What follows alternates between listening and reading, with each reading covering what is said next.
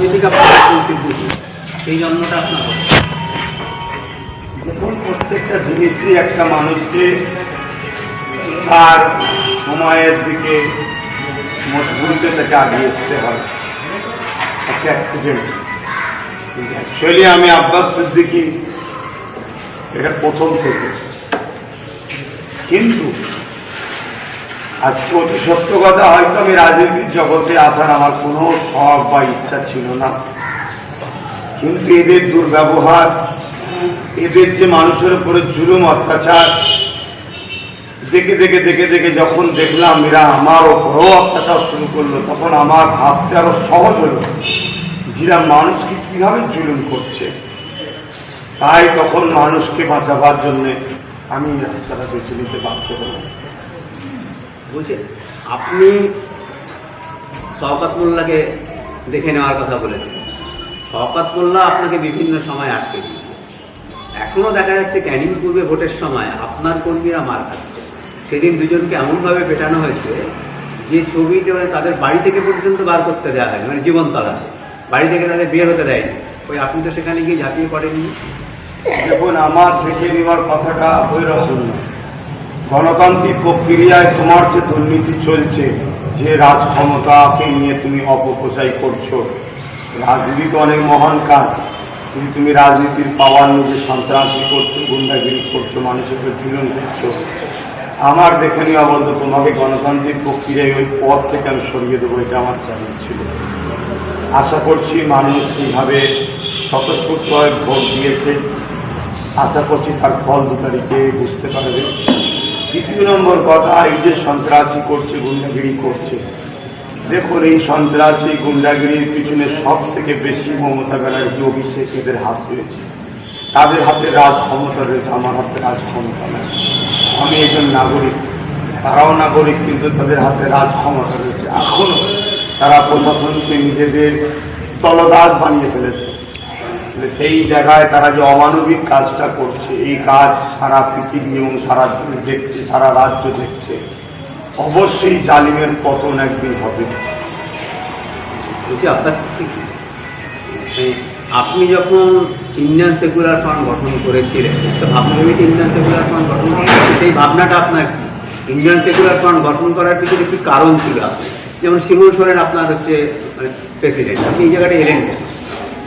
Actually আমার যখন এই সব দিকে ভাবলাম একটা রাজনীতির প্ল্যাটফর্ম যখন তৈরি করবো, তখন আমার মূল মকসাদটাই হলো যারা অসহায়, লাঞ্ছিত, শোষিত, বঞ্চিত, যাদের উপর অত্যাচার হচ্ছে, জুলুম হচ্ছে, সেই সকল মানুষগুলোকে মূল স্রোতে টেনে নিয়ে আসা, তাদের অধিকারকে পাইয়ে দেওয়া।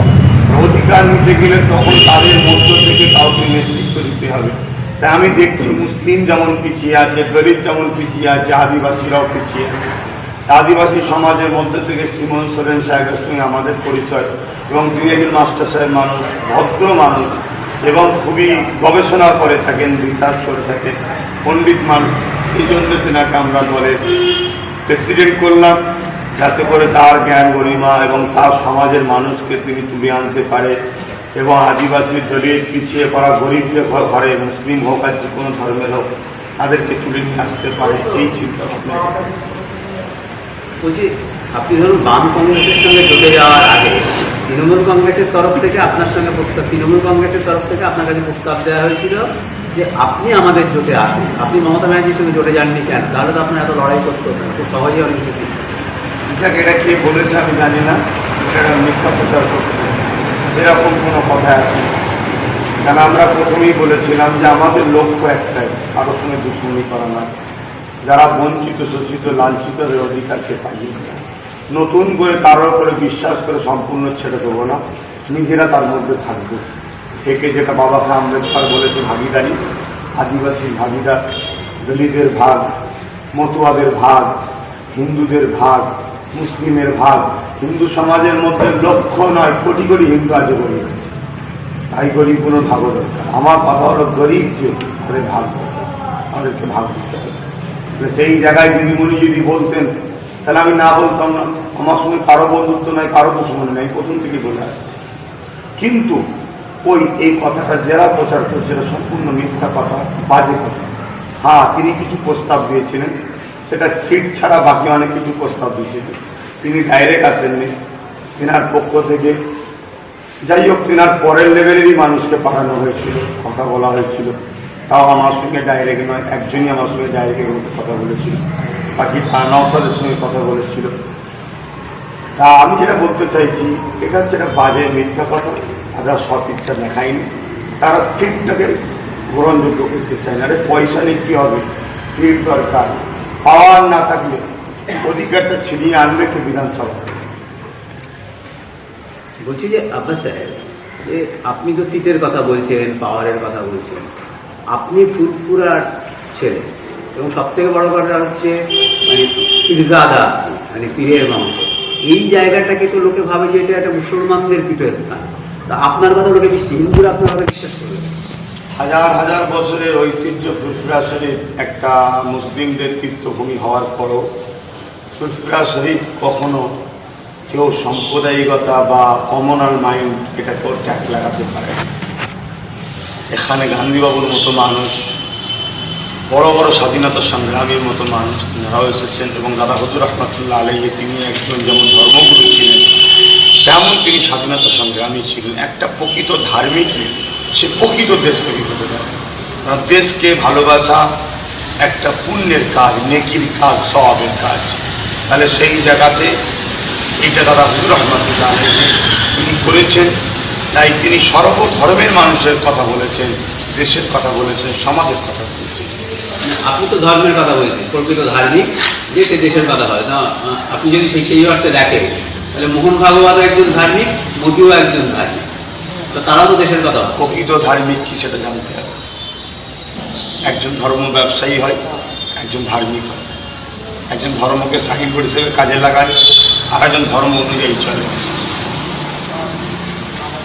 অতএব তিনারা যে ধর্মের মানুষ, সেই ধর্মের মূল গ্রন্থ অনুযায়ী তিনারা চলছে কি দেখতে হবে। শুধু দাবি করলে হয় না আমি ইসলামের অনুসারী, আমি কোরআন অনুযায়ী চলি কিনা দেখতে হবে। কোরআনের কোনো জায়গায় নেই একটা কথা এটা অসামাজিক, মানব বিরোধী, দেশ বিরোধী, সমাজ বিরোধী কোনো কথা নেই। আমার মুখ যদি কোনো কথা সমাজ বিরোধী, মানব বিরোধী, দেশ বিরোধী বাহির হয়, জানতাম এই প্রকৃত ধার্মিক নয়। ঠিক তেমনই আমার যতটুকু জানা আছে, হিন্দু ধর্মের মূল গ্রন্থ চারটে, বেদ, চতুর্বেদ। বেদেরও কোনো জায়গাতে এমন কোনো কথা নেই এটা সমাজ বিরোধী, দেশ বিরোধী, মানব বিরোধী। আমি যতটুকু জানি, আমি তো পণ্ডিত নয় হতে। সেই জায়গায় যদি কেউ বলে আমি হিন্দু, আর তার কথাটা বেদের সঙ্গে যদি টক্কর হয়, জানতে হবে সে প্রকৃত ধার্মিক হতে পারে। যাকের পরও যদি এই কথাটা কারো আঘাত লাগে, আমি কেন কোনো ধর্ম বিষয়ে বলতে চাই না, ক্ষমার নজর দেখবেন। ধর্ম ছাড়া আলোচনা করলে মনে হয় ভালো। বলছি যে আপনি বলুন না যে ফুরফুরায় কখনো ডিরেক্ট রাজনীতি আসেন, আপনি একমাত্র, আপনি ফুরফুরার ইতিহাসে প্রথম ইতিহাস গড়লেন, ফুরফুরায় সরাসরি রাজনীতিতে গেলেন। মানে এই জায়গাটা যাওয়ার পিছনে আপনার কারণটা? দেখুন, অন্যজনদের সঙ্গে আমার একটা বাড়তি পড়ে, সময়ের সাথে সাথে সব কিছু চেঞ্জ করতে একটাই শুধু বাড়তি পয়েন্ট। সে বাড়তি পয়েন্টটা হচ্ছে কি, একটা দলের প্রতিষ্ঠিত করেছি, কিন্তু সেই দলের আমি কেন শুধুমাত্র সাহস করে আজকে একটা দলের নাম দিয়ে প্রতিষ্ঠিত করে দিয়েছি। বাকি কোনো দলকে সাপোর্ট করা, যেমন আমি আজকে সাপোর্ট করছি সংযুক্ত মোর্চাকে, এই সাপোর্ট ইতিপূর্বে কেউ টিএমসিকেও করেছে, কেউ বামকেও করেছে, কেউ কংগ্রেসকেও করেছে। ইতিপূর্বে সাপোর্ট সবাই করেছে। একটা নাগরিক সাপোর্ট করবে না যদি বলে, তাহলে সে নাগরিক কেমন করে হলো? ভোট দেওয়াটাও সাপোর্ট, আর ইনডাইরেক্ট কাউকে প্রচার করে দেওয়াটাও সাপোর্ট, কোনো এমএলএ মন্ত্রী হাত তুলে স্টেজে দেখিয়ে দেওয়াটাও সাপোর্ট, কারো পিঠে হাত চাপড়ে দিয়ে বলে দেওয়ার ছেলেটা ভালো, তোমরা খেয়াল রাখো, ওটাও সাপোর্ট। সাপোর্ট সবাই করেছে, বাড়তি একটু আমি করেছি। সেটা হচ্ছে কি, একটা দল মানে প্রতিষ্ঠিত করেছি। কেন প্রতিষ্ঠিত করেছি আমি দেখেছি বারবার, এই সাপোর্ট যাদের করি তারা সাপোর্ট নেবার পরে ঠিক জায়গায় পৌঁছে গিয়ে অনেক সময় ভুলে যায়। তাই তার সাথে একটা নিজের দলকে রেখে দিলে, ভুলে গেলে স্মরণ করাবার মতো যেন ক্ষমতাটা থাকে। কেন আমার লক্ষ্য গরিবদের উদ্ধার করা, গরিবদের যে অধিকার পাইয়ে দেওয়া। যদি এই কাজটা করা ইসলাম বিরোধী নয়, সংবিধান বিরোধী নয়, তাহলে এ বিষয়ে যদি কেউ প্রশ্ন করে বা বাধা সৃষ্টি করে জিজ্ঞেস করতে পারে। বাধা সৃষ্টি করাটা কারো স্বভাব। ধরে নিন বাম কংগ্রেস আইএসএফ জোট ক্ষমতায় যাবে। ধরে নিন আপনার প্রথম কাজ কি? আমার প্রথম কাজ হচ্ছে বেকার যুবক যুবতীদের কর্মসংস্থানের ব্যবস্থা। কর্মসংস্থান